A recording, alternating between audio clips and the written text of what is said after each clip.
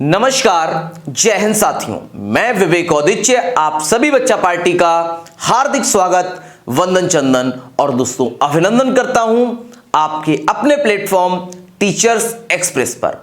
Teachers express, एक सफर मंजिल की ओर। तो दोस्तों, जैसा कि आप थंबनेल देख रहे हैं, थंबनेल पर लिखा हुआ है हिंदी पेडागोजी, यानी कि हिंदी शिक्षण शास्त्र को लेकर के यह क्लास होने वाली है। और यह क्लास धांसू ट्रिक के माध्यम से मैं आपको बिल्कुल 20 से 30 मिनट के अंतर्गत पूरा का पूरा टॉपिक क्लियर करने वाला हूं, जिसमें 15 में 15 अंक आप सभी लोगों के आएंगे, सुनिश्चित हो जाएंगे। इससे पहले यदि मैं बात करूं, सीटेट एग्जाम में हिंदी पेडागोजी जितनी पढ़ाई थी पूरी आई थी। 5 मार्च को आपका एमपीटेट का एग्जाम है। 20-25 मिनट धैर्य से बैठ जाओ, कॉपी पेन उठा लो, नोट कर लो इसको। जो आपको डाउट लगे कमेंट बॉक्स में डाल देना। समय जैसे ही मिलेगा मैं आपके डाउट का सॉल्यूशन कमेंट बॉक्स में बता दूंगा, नहीं तो एक सारे कमेंट को इकट्ठा करके एक अलग से वीडियो बना दूंगा। ठीक है, आप कॉपी पेन उठाओ, स्टार्ट करते हैं वीडियो को। तो दोस्तों, सबसे पहले मैं बात करूं आप सभी लोगों से हिंदी शिक्षण शास्त्र।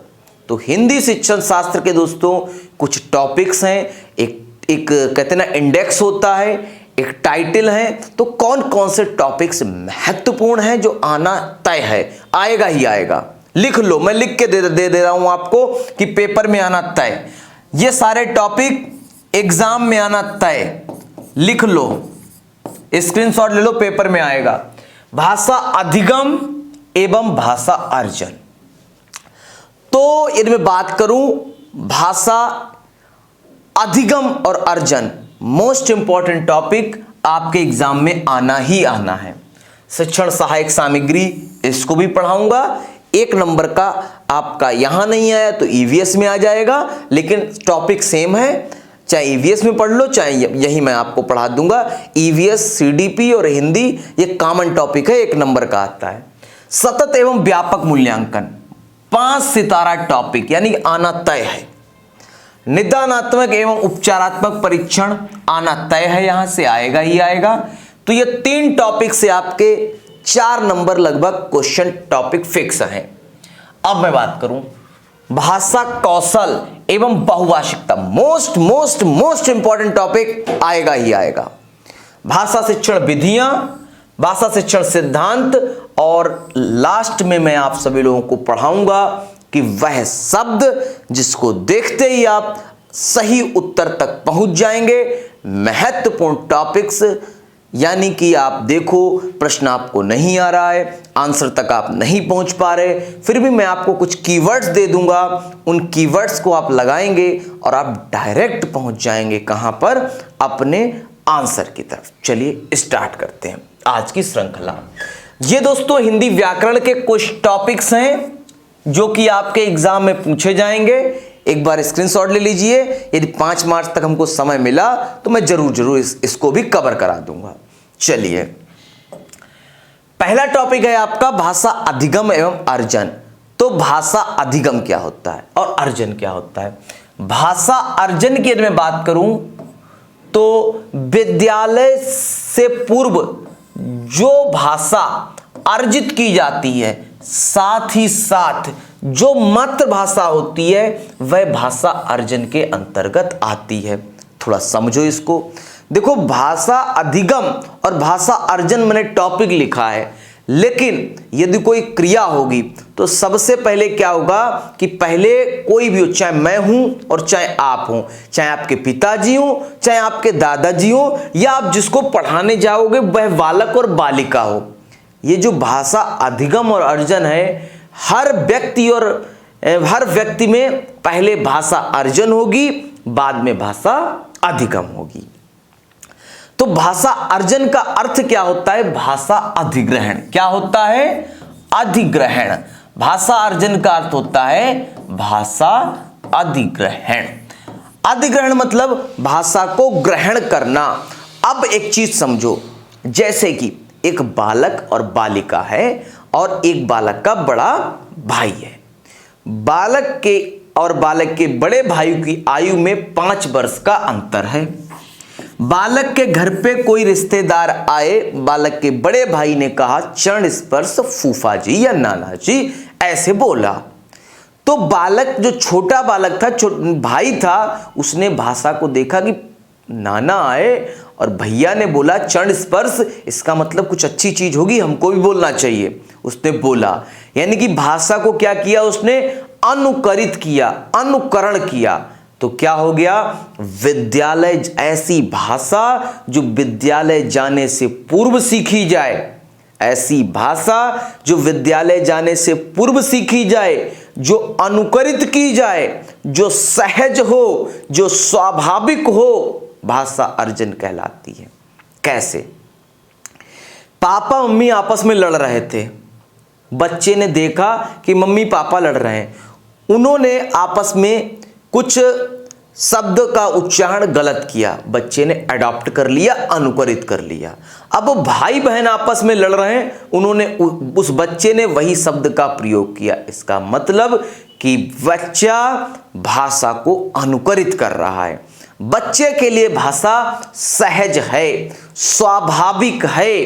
तो आपसे प्रश्न पूछा जाएगा, आपके एग्जाम में आएगा कि भाषा अर्जन क्या होता है, या भाषा अर्जन से कोई प्रश्न बना होगा। बड़ी सी एमपीटेड और सीटेड में लेंथ, क्वेश्चन की लेंथ बहुत ज़्यादा होती है, क्योंकि उसमें कीवर्ड्स होते हैं। भाषा अर्जन से प्रश्न बने तो आपको क्या क्या टॉपिक्स देखने, उसको मैं आपको यहाँ पर इंगित कर दे रहा हूँ कि भाषा विद्यालय जाने से पूर्व, यदि आपसे पूछा जाए कि भाषा के बारे में बोला जाए तो आप समझ जाना विद्यालय जाने से जो पूर्व की भाषा होगी उसके बारे में बात की जा रही है।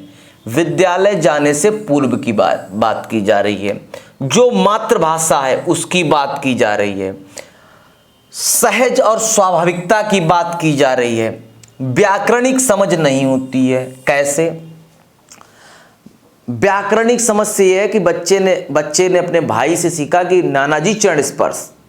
अब उसे नहीं पता कि इसमें क्रियापद लगा है कि कर्ता पद लगा है कि कर्म कहां पर है कि विराम चिन्ह कहां पर, उसे नहीं पता।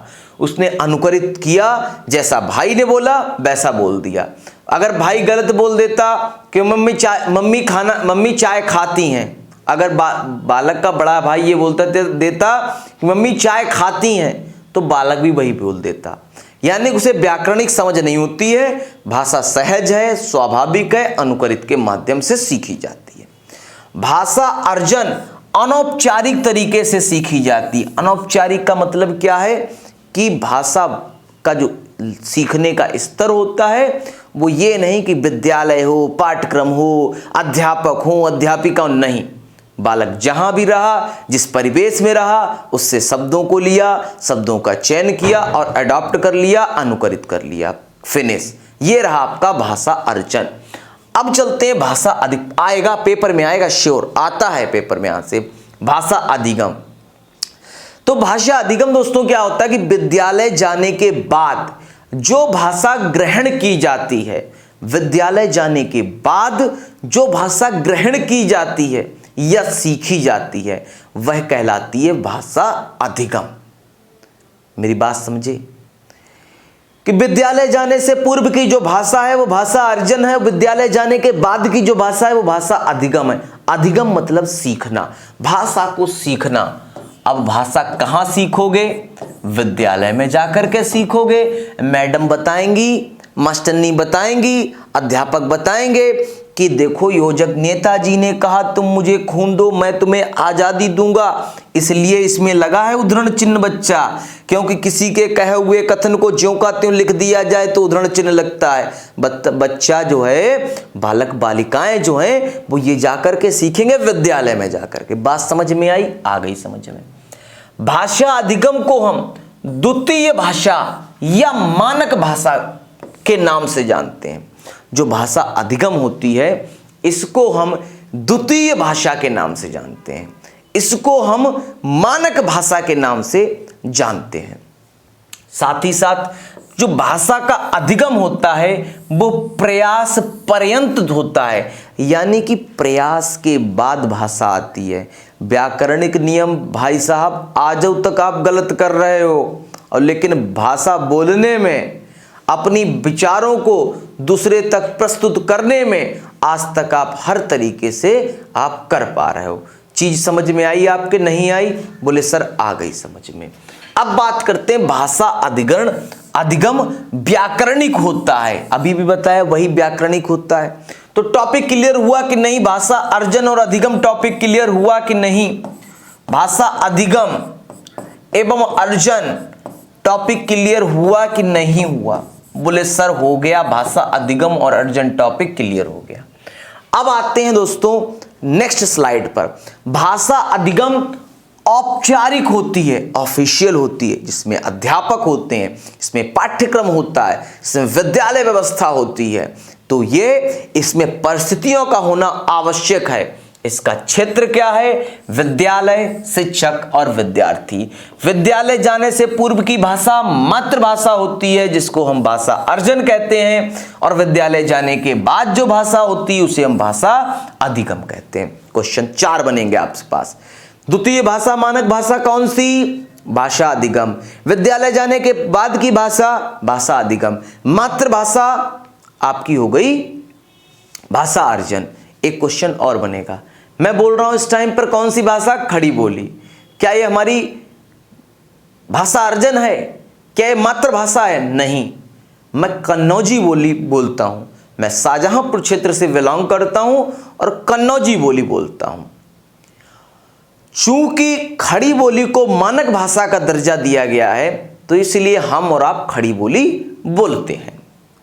तो खड़ी बोली हमने विद्यालय जाने के बाद सीखी, और मानक भाषा जो कन्नौजी बोली थी वो हमारी मातृभाषा थी। तो भाषा अर्जन हमारे लिए कन्नौजी बोली है, और खड़ी बोली हमारे लिए क्या है? भाषा अधिगम।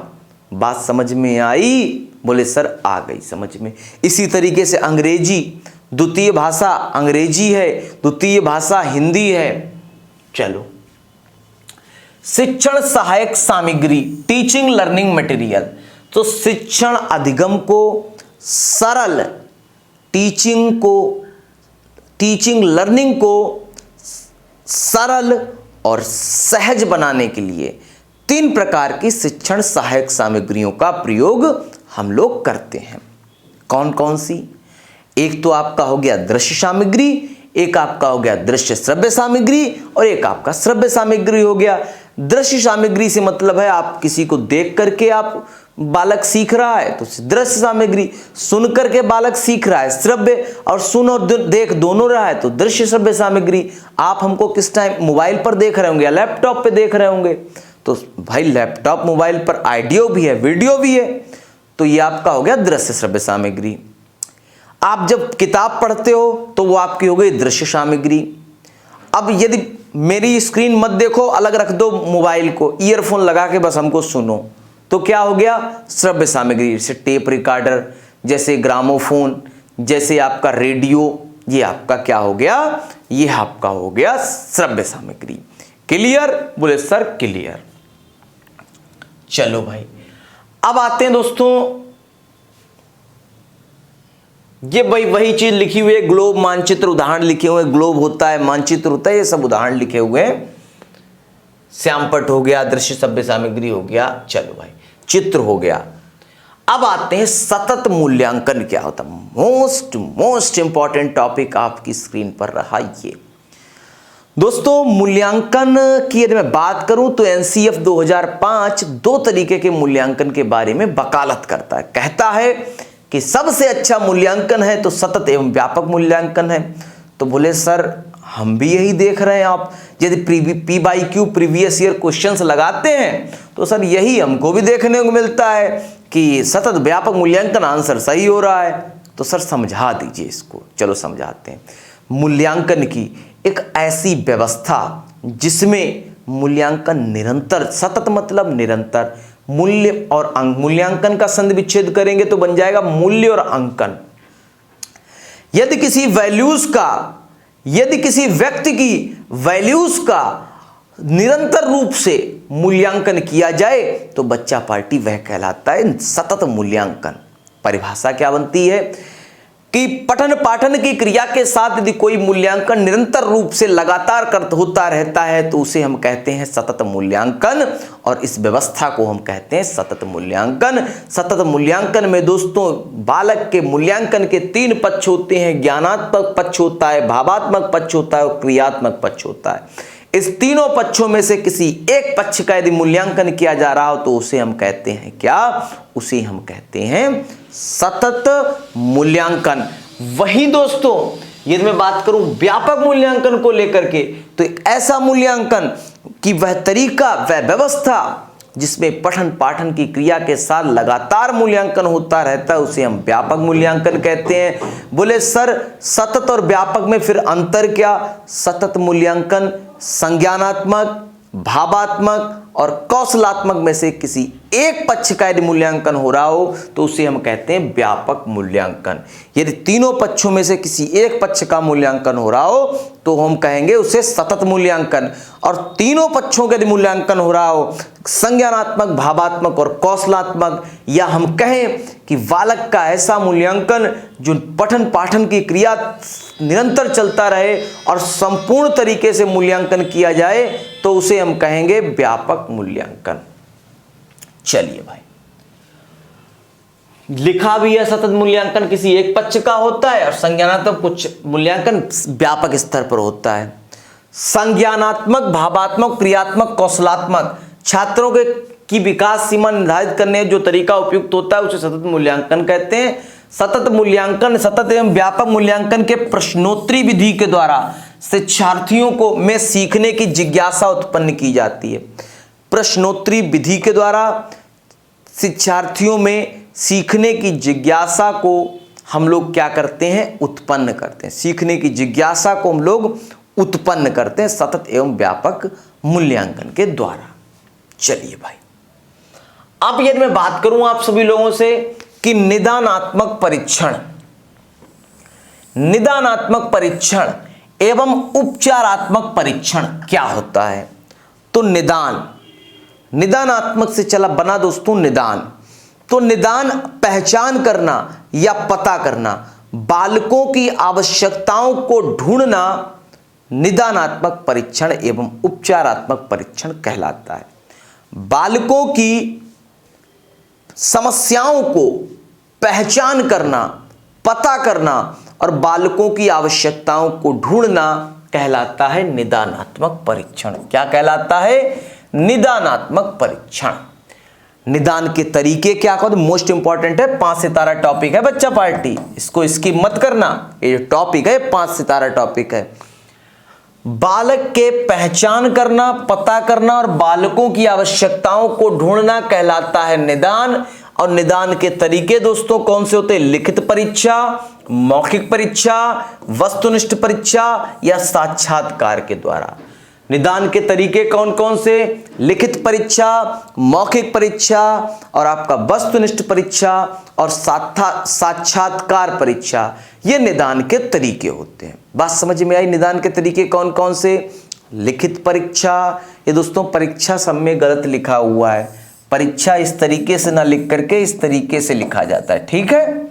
ये तो निदान के तरीके, किसी भी बालक की समस्या की पहचान या तो आप लिखित परीक्षा के माध्यम से करोगे, या आप मौखिक परीक्षा के माध्यम से करोगे, या वस्तुनिष्ठ परीक्षा के माध्यम से करोगे, या आप साक्षात्कार के द्वारा करोगे। चलिए आगे चलते हैं। अब आता है उपचारात्मक परीक्षा। उपचार का अर्थ क्या होता है? ठीक करना, सुधार करना, समस्या का समाधान करना। उपचार का अर्थ होता है ठीक करना, सुधार करना या समस्या का समाधान करना। बालक को कई तरह की शिक्षण विधियों एवं शिक्षण सूत्रों का उपयोग करके, बालक की जो विधियां होती हैं उनमें कई प्रकार की शिक्षण विधियों एवं शिक्षण सूत्रों का प्रयोग करके हम बालक की समस्याओं का उपचार करते हैं, उसे ठीक करते हैं। जैसे कि शिक्षण विधियों के द्वारा बालक की समस्याओं को दूर करेंगे, शिक्षण सूत्रों के द्वारा करेंगे, आदि कई माध्यम के द्वारा हम शिक्षण समस्याओं को समाधान करते हैं। तो दोस्तों निदानात्मक परीक्षण आपको समझ में आया होगा। तो दोस्तों पहले तो इसको एक उदाहरण के माध्यम से मैं समझाऊं आप सभी लोगों को। तो उदाहरण ये है कि जैसे सपोज दैट आपको कोई बीमारी हो गई, आप गए डॉक्टर के पास। डॉक्टर ने कहा कि पहले जाओ पैथोलॉजी सेंटर, अपनी ब्लड की जांच करा के आओ। आप ब्लड की जांच कराने गए, आपकी प्लेटलेट्स कम थीं। आप आए डॉक्टर के पास, डॉक्टर ने आपकी सीबीसी देखी यानी रिपोर्ट देखी। रिपोर्ट देखने के बाद डॉक्टर ने ये डिसाइड किया कि तुम्हारी जो ब्लड सेल्स हैं, प्लेटलेट्स हैं, वो कम हैं। तो डॉक्टर ने कहा कि तुमको तो डेंगू है और ये मेडिसिन्स लो और पपीता का पत्ते पियो, दूध पियो बकरी का, और हष्ट पुष्ट हो जाओगे, तंदुरुस्त हो जाओगे, डेंगू साफ हो जाएगा। तो इसका मतलब क्या? पहले एक बालक, अब यही मैं बालक शिक्षक से जोड़ता हूं। पहले बालक गया शिक्षक के पास, शिक्षक ने कहा कि बालक में समस्याएं क्या हैं। पहले उसकी समस्याओं की पहचान, पता चला कि बालक को ये अधिगमक क्षमता है, ये समस्या है। फिर बालक पर शिक्षक ने क्या किया? शिक्षण विधियां लगाई, शिक्षण विधियां प्रयुक्त की, फिर उस तरीके से बालक का किया उपचार। तो इस प्रकार निदानात्मक यानी रिमेडियल इंस्पेक्शन परीक्षण और डायग्नोस्टिक यानी उपचारात्मक परीक्षण बालक का किया गया। निदान और उपचारात्मक उम्मीद करते हैं आपको अब कभी भूलोगे नहीं। यदि नहीं भूलोगे तो जो लाइक वाला बटन दिख रहा है ना, जल्दी से दबाओ लाइक वाला बटन। जितना बच्चा पार्टी देख रहा है, एक बार सभी लोग लाइक वाला बटन दबाइए। चलिए, बोलने और सुनने की भूमिका क्या होती है?